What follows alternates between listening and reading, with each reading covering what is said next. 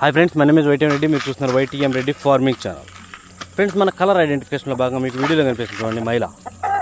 మైలా అంటారు, గేరువా అంటారు, ఎలా అని పిలవచ్చు. కానీ దీన్ని దెబ్బలాట పెట్టుకోవాలి అంటే మనం రెండు టయాల్లో దెబ్బలాట పెట్టుకోవచ్చు.